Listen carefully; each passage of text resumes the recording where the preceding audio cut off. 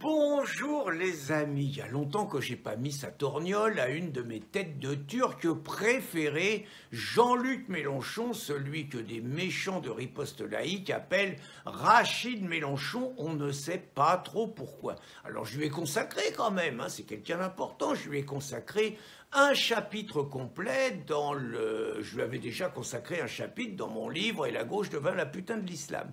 Mais là, je lui ai consacré un autre chapitre complet dans ce livre, donc le dernier que je viens d'écrire avec Bernard Germain, « Transgression, voyage du camp du bien vers le camp du mal ». Je lui ai consacré le chapitre 7, intitulé « Une escroquerie nommée Mélenchon ». Et là, je fais une autre approche et je cite quelques anecdotes personnelles parce qu'il m'est arrivé dans une certaine vie d'être confronté à des attitudes de Mélenchon et je relate le côté peu reluisant du personnage dans son quotidien.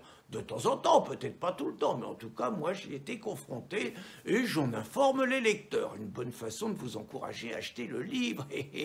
Donc, ce chapitre étant intitulé donc, « Une escroquerie nommée Mélenchon », je viens d'être confronté à 2 reprises la semaine qui vient à la preuve de la justesse de ce titre. Je vais d'abord développer. Le premier point, c'est la trahison laïque de Mélenchon qui a encore franchi une nouvelle étape. Le contexte, on sait que les islamistes, via l'abaya, font une nouvelle offensive sur l'école publique et laïque comme ils avaient fait sur le voile en 1990 en imposant cette tenue qui est naturellement une tenue religieuse et en sommant quelque part l'école d'accepter cette première entorse à la laïcité en montrant l'uniforme de l'islam dans les établissements scolaires. Alors, Mélenchon n'a rien trouvé de mieux à dire, alors que le personnel enseignant est entre nous complètement abandonné par Pape Ndiaye. Il n'a rien trouvé de mieux à dire que l'abaya n'était absolument pas une tenue religieuse, que ceux qui le disaient persécutaient encore une fois les paisibles musulmans, qu'il fallait leur foutre la paix, que le problème de l'école c'était plus de moyens. Ben voyons. Et donc, il a carrément poignardé les équipes enseignantes qui, des gens comme Samuel Paty, essayent de faire respecter un tant soit peu les principes laïques remis en cause tout le temps par les musulmans depuis une trentaine d'années en France.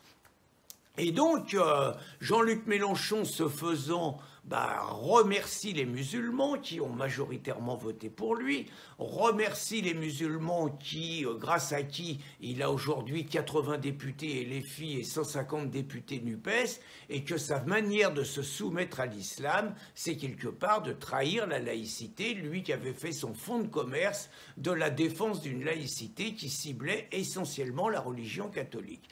Et puis la deuxième trahison de Mélenchon, qui est au moins aussi importante, concerne l'Union européenne. Je vous rappelle que cet imposteur avait mené la campagne en 2005 contre le traité constitutionnel européen, sans jamais qu'il ait dit qu'il fallait sortir de l'Europe. Et d'ailleurs, sur cette question, il est toujours d'une ambiguïté assez inquiétante. C'est-à-dire que vous l'entendrez de temps en temps tonner contre Bruxelles, tout ça, mais il n'en tire jamais les conclusions, il ne demande jamais à sortir de l'Union européenne, et au contraire, il épouse complètement les principes de l'Union européenne, notamment sur l'invasion migratoire. Et c'est là-dessus qu'il a été, c'est-à-dire qu'il a sommé l'Union européenne d'imposer des migrants à tous les pays membres de l'Union européenne, membres de l'UE. Donc ça vise essentiellement Viktor Orban, qui avec la Pologne refuse des migrants africains, en signalant tout de même que Viktor Orban est le seul chef d'État européen qui a organisé un référendum sur l'immigration